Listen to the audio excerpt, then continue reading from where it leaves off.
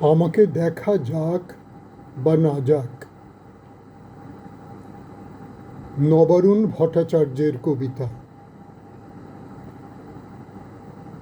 কে আমার হৃৎপিণ্ডের ওপরে মাথা রেখে ঘুমোয়?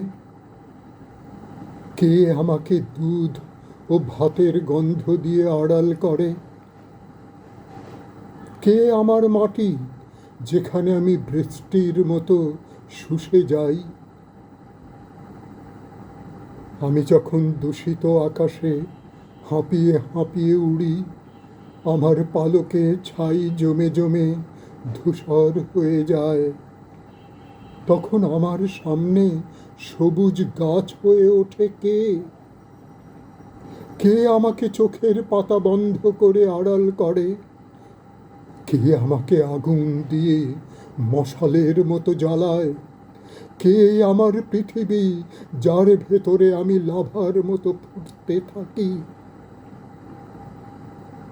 আমি যখন পথ থেকে গলিতে তাড়া খেতে খেতে দৌড়ে, আমার পায়ের তলায় হাইওয়ে আলপথ সব ফুরিয়ে যায়, তখন আমার সামনে আশ্রয় হয়ে ওঠে কে?